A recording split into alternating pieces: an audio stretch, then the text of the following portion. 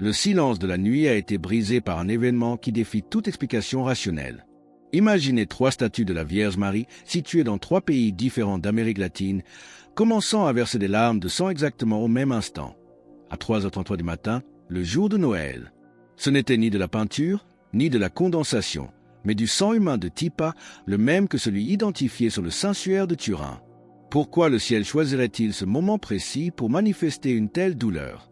La réponse réside dans un message urgent reçu à Medjugorje, déplaçant brusquement tout ce que nous pensions savoir sur le calendrier divin.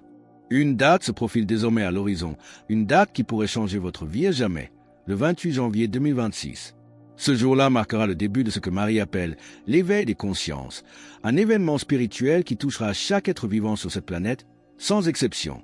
Comme petit merci de nous rejoindre aujourd'hui, nous offrons un moment de bénédiction partagée. Commentez avec le mot « foi » si vous êtes ouvert à recevoir une pensée finale spéciale dédiée à tous ceux qui participent. Et s'il vous plaît, appuyez sur « j'aime » si vous appréciez ces moments. Restez bien avec nous, car au fur et à mesure que notre histoire se déroule, nous découvrirons une perspective sur cet éveil imminent qui pourrait vraiment vous surprendre et transformer votre perception de la réalité. Ce qui se prépare n'est pas une simple rumeur, mais une série de signes coordonnés à travers le monde. Des milliers de témoins ont vu le soleil danser et changer de couleur à Guadalajara, tandis que des phénomènes identiques se produisaient simultanément en Argentine et au Chili. La probabilité d'une coïncidence s'effondre face à l'ampleur de ces témoignages.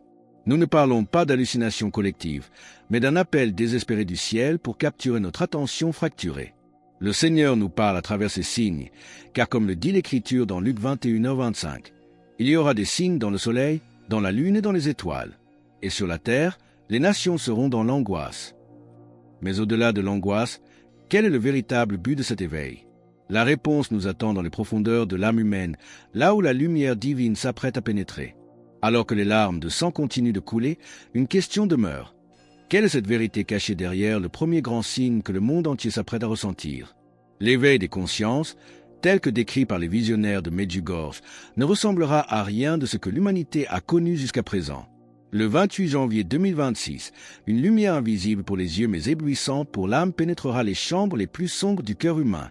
Ce premier signe sera une expérience profondément personnelle, un instant suspendu où chaque individu, peu importe sa foi ou sa culture, verra sa vie spirituelle telle qu'elle est réellement aux yeux de Dieu. Ce n'est pas un jugement extérieur, mais une illumination intérieure où toute rationalisation devient impossible. Vous vous retrouverez face à votre propre vérité, sans les filtres de la culpabilité religieuse ou des conditionnements sociaux. Pour ceux qui ont cultivé une vie de prière sincère, ce moment sera une source de paix indicible et de certitude absolue quant à la protection divine. Ils ressentiront une chaleur protectrice alors que le monde autour d'eux commencera à vaciller. En revanche, pour ceux qui sont restés spirituellement endormis, l'éveil se manifestera par une agitation profonde, comme une alarme intérieure se déclenchant après des années de silence. La Vierge Marie a été explicite. Cet événement n'est pas une punition, mais un acte de miséricorde ultime. C'est le dernier appel avant que des événements irréversibles ne se déploient, une chance finale de reconnaître notre position devant l'Éternel. Le but est d'offrir à chaque âme l'opportunité de faire un choix conscient qui définira son éternité. Le Christ lui-même nous a avertis dans l'Évangile selon Jean 8h12. « Je suis la lumière du monde. Celui qui me suit ne marchera pas dans les ténèbres, mais il aura la lumière de la vie. » Cet éveil est l'incarnation de cette promesse, une lumière crue jetée sur nos ombres pour nous inviter à revenir vers la source. Imaginez la puissance d'un tel instant, où le silence se fera en vous et où seule la voix de la vérité subsistera. La préparation à ce moment ne nécessite pas de grands rituels, mais une humilité profonde, une volonté d'admettre que nous ne pouvons nous sauver par nos propres forces. Cependant, après cette révélation intérieure, un second changement majeur commencera à se manifester, une division subtile mais réelle qui ne dépendra d'aucun gouvernement. Quel est ce mystérieux processus qui obligera chaque âme à choisir son camp de manière définitive? Le second signe qui suivra l'illumination des consciences est celui d'une division spirituelle radicale. Il ne s'agit pas d'une séparation imposée par des frontières politiques ou des idéologies humaines, mais d'un tri profond au sein de chaque âme. Chaque personne devra décider, en pleine connaissance de cause, de marcher vers la lumière ou de demeurer dans les ombres. Ce choix ne pourra plus être reporté à plus tard. Le terrain d'entente confortable, cette neutralité spirituelle où beaucoup se réfugient, est en train de disparaître. Les paroles de la Vierge Marie portent un poids sans équivoque. L'ère de l'indifférence touche à sa fin. Regardez ce qui se passe actuellement à travers le monde. Les statistiques révèlent une crise spirituelle sans précédent. En Amérique latine, la fréquentation des églises a chuté de près de 45% en seulement 2 ans. Dans des pays comme le Brésil ou l'Argentine, une immense majorité de jeunes adultes admettent ne pas avoir prié une seule fois au cours du dernier mois. Ce ne sont pas de simples chiffres, mais les symptômes d'un monde qui a systématiquement rejeté la vérité et l'humilité. Le ciel ne peut plus rester silencieux face à ce vide qui grandit dans les cœurs humains. Cette division est nécessaire pour la purification du monde. Le Christ a utilisé une image puissante pour décrire ce moment, rapporté dans l'Évangile selon Matthieu 3h12. Il a son van à la main, il nettoiera son aire et il amassera son blé dans le grenier, mais il brûlera la paille dans un feu qui ne s'éteint point. Ce van divin est à l'œuvre le 28 janvier 2026. La paille représente tout ce qui en est de superficiel, égoïste et déconnecté de la source divine. En nous dépouillant de cette paille, Dieu ne cherche pas à nous détruire, mais à sauver le blé, cette essence pure qui aspire à l'éternité.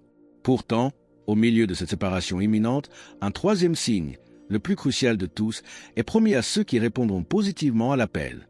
Il s'agit d'une protection invisible mais absolue que beaucoup ignorent encore.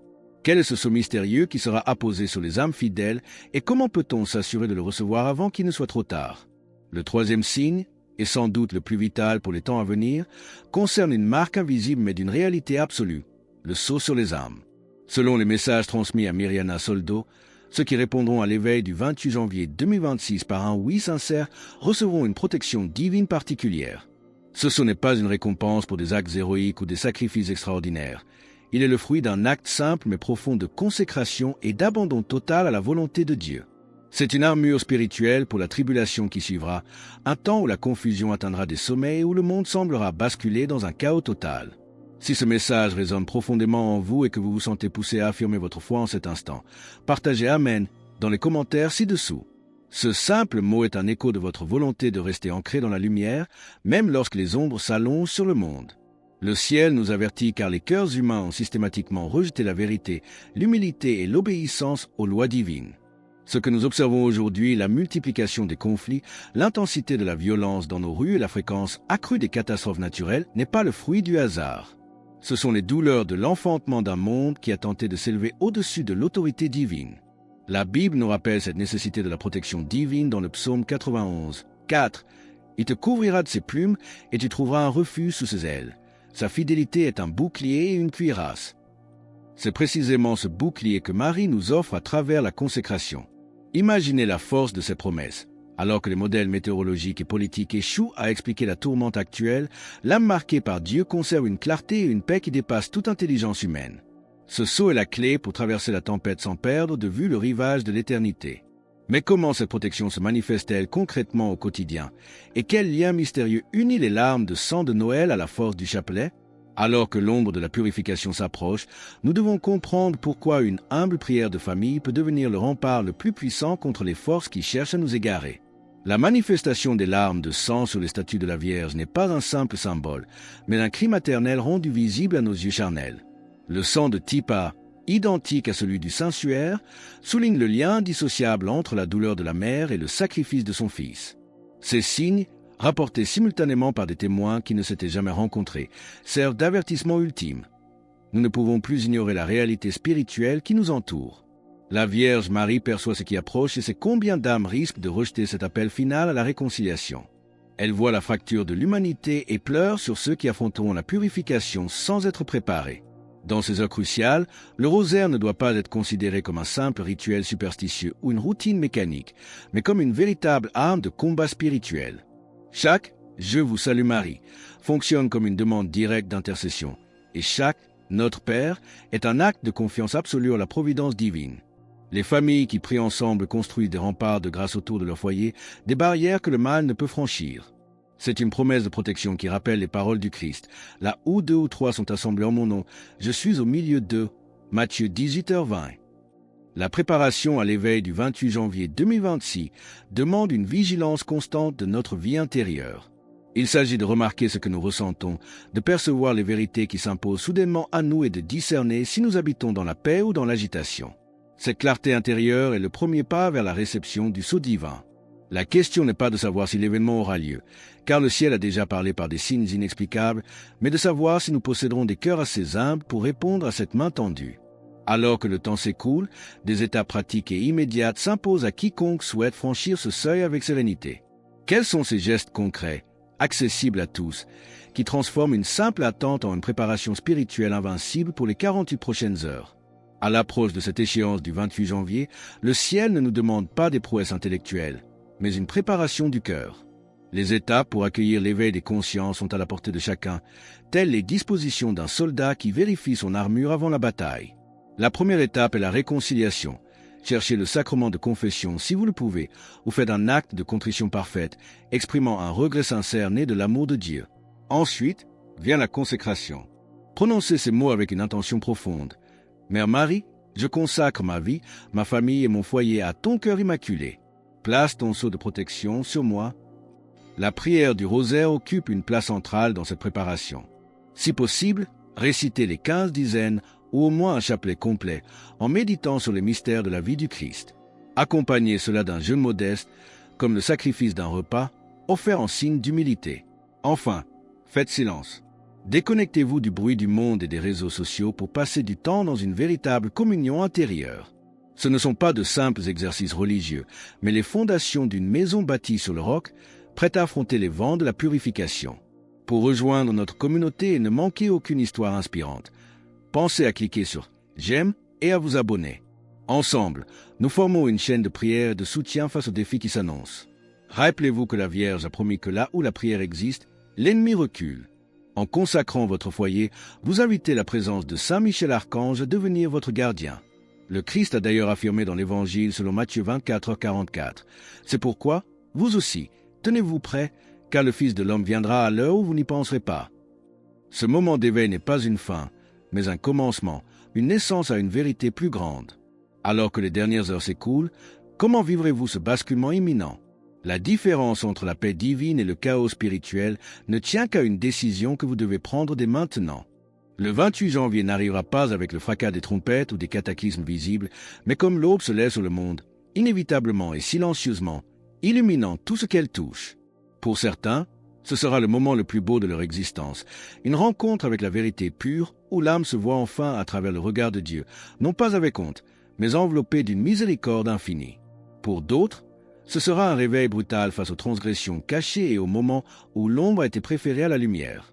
L'expérience sera le miroir exact de votre état spirituel. La question n'est plus de savoir si cet événement approche, car les signes sont déjà là, gravés dans les larmes de sang et les miracles solaires. La véritable question est de savoir si vous serez prêt lorsqu'il frappera à la porte de votre conscience. La préparation est à votre portée. Elle demande simplement de l'ouverture et l'humilité de reconnaître que nous avons besoin d'une protection qui dépasse nos propres forces. Le cœur immaculé de Marie est ce refuge promis, le porte avant que la tempête ne s'intensifie. En ces derniers instants, nous vous invitons à déclarer votre foi et votre confiance dans le plan divin. Commentez « Jésus est roi ci-dessous » pour affirmer cette vérité avec nous. Votre parcours spirituel est une quête continue de lumière et de paix. Et votre parcours ne doit pas s'arrêter ici. Cliquez sur la vidéo qui apparaît maintenant sur votre écran pour un autre message puissant que nous avons préparé pour vous, afin de continuer à marcher ensemble dans la foi et l'espérance.